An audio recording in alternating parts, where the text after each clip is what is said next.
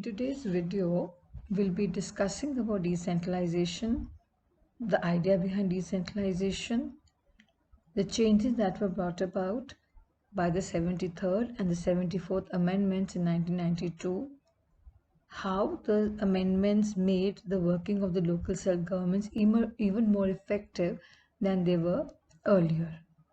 Now, starting with what is decentralization, when power is taken away from central and state governments and given to local self-governments, this is called decentralization.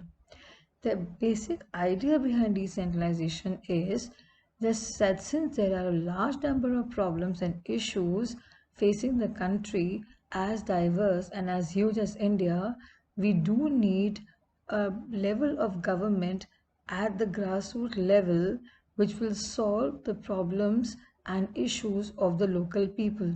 These are those problems and issues which are best settled at the local level. People have better knowledge of problems in their localities. They also have better ideas on where to spend money and how to manage things more efficiently. Besides, at the local level, it is possible for the people to directly participate in decision-making process, which helps to inculcate a habit of democratic participation. The best way of doing it is through local self-government, and this local self-government is the best way to realize one important principle of democracy, and that is local self-government.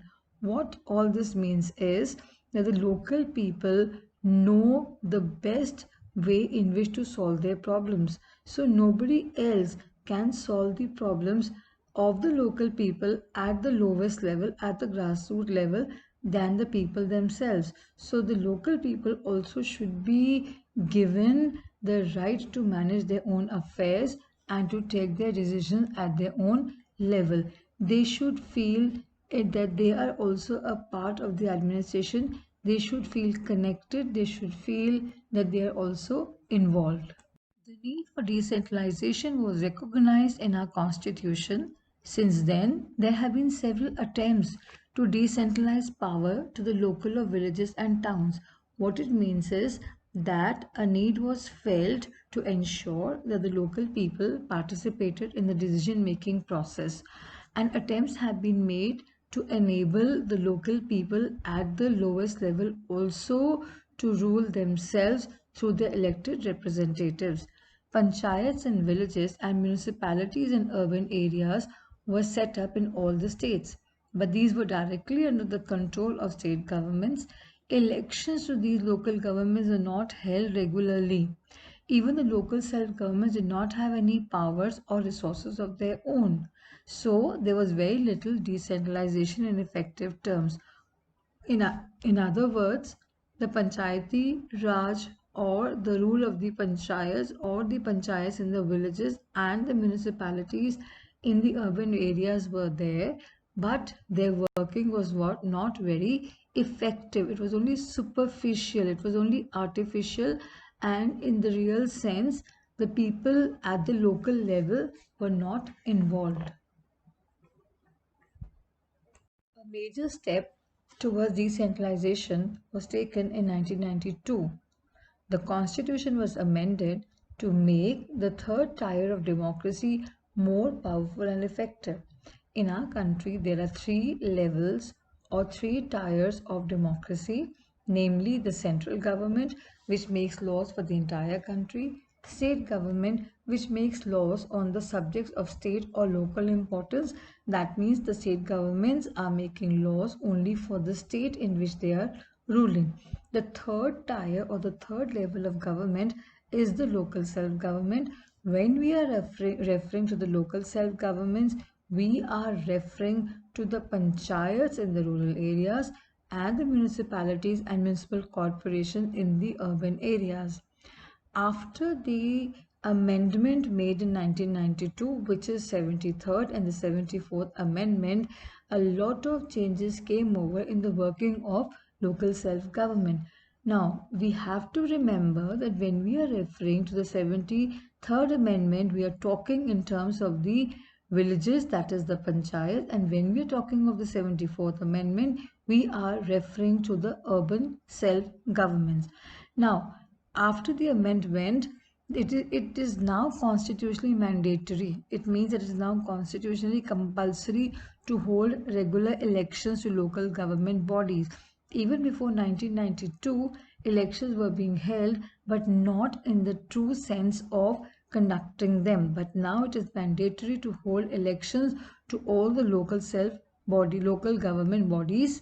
Seats are now reserved in the elected bodies and the executive heads of these institutions for the scheduled castes, scheduled tribes, and other backward classes or OBCs. At least one-third of all the positions are reserved for women. There is an independent institution called the State Election Commission, which has been created in each state to conduct panchayat and municipal elections. The state governments are required to share some of their powers and revenue with the local government bodies. The nature of this power sharing or resource sharing varies from state to state. If we have to differentiate in the working of the local self-governments before 1992 and after 1992, that is the constitutional amendment, then we can do this in a tabular form. On one hand, we can write down local self-governments before the constitutional amendment of 1992, and on the other hand, we can write down local governments after the constitutional amendment of 1992. Now here, before 1992, elections were not held regularly, but after 1992, it is now mandatory. It is compulsory for the elections to be held to local self-governments.